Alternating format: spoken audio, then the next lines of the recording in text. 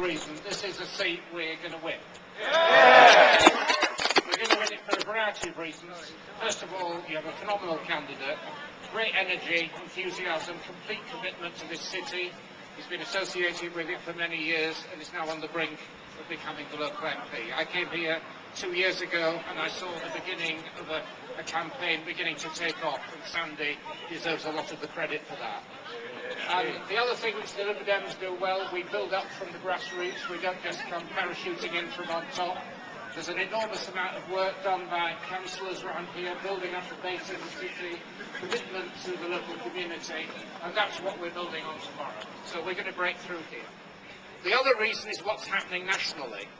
When I came here 2 years ago, there weren't many people, I think, had any vision of what was going to unfold on this country, that we were going to have a massive economic crisis followed by a big political crisis. And what people have realised in the course of this campaign is that we're going to have to change things in a fundamental way, not just by, letting Tweedledum take over from Tweedledee and tweak a few things at the edges, but by changing fundamentally the way the country's run. If you just reflect a minute on what's happened, we've had a complete collapse of the banking system, a massive event historically, government having to intervene, and it hasn't finished. There is a lot of work to be done, and it's only the Liberal Democrats who are arguing that these banks that you rescued, you paid for, have now got to be made to act in the national interest and to support the numerous small businesses around in this city and elsewhere that simply cannot function because they're not being properly directed by central government. And these banks are going to have to be broken up so they're made safe, that you can't have casinos combined with ordinary banks. It is simply not safe and sensible. And we are the only people who are committed to carrying through that absolutely fundamental reform. There's going to have to be big changes in the way that government's funded. We recognise, we were the first people to say that there are going to have to be painful cuts in public spending. No point disguising that. But in order that that can happen, the public have got to be persuaded that the country is fundamentally fair. And alongside those changes, there's got to be a commitment to the future, which is why we're saying that out of any cuts that have got to be made, we've got to channel resources into job creation for young people, and then into education, so the next generation have got a chance and can contribute to the knowledge economy we're going to create. But we've also got to have a fair tax system. We are in a very, very unequal country. One of the worst legacies of this period of Labour government that is even more unequal in wealth than it was when they started.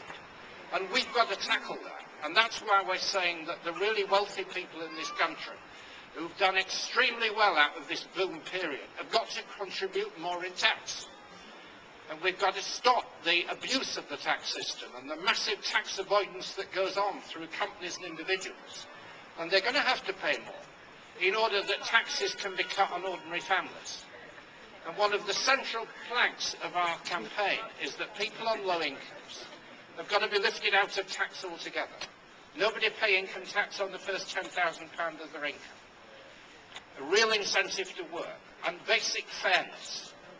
That's the only thing that's going to keep this country together through what is going to be a very difficult time. So fundamental changes in the economy, fairness, and sorting out the political system.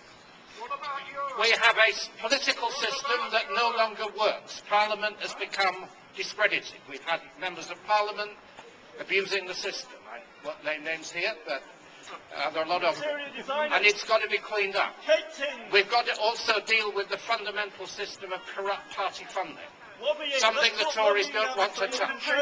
And we've got to change the voting system so that every vote counts. We cannot have a system. We can't have a system where the old parties just concentrate on a handful of voters in what they regard as a handful of marginal seats. Every vote has got to count. And in this election, more than any other, when the future of the country is at stake, we've got to have a democracy that actually works. And the Liberal Democrats are the only people committed to achieving that. This is an election where you must vote for Sandy here in St Albans. It's a vote that contributes to the Liberal Democrats' support in the country, and it's one of the seats that we have to have and will have in the new Parliament. So please rally behind it, get to work. Every vote counts in this election. We've had your speeches. I just hope that all our supporters here will devote the next day and a bit to making absolutely sure that Sandy's returned as your Member of Parliament. Thank you very much.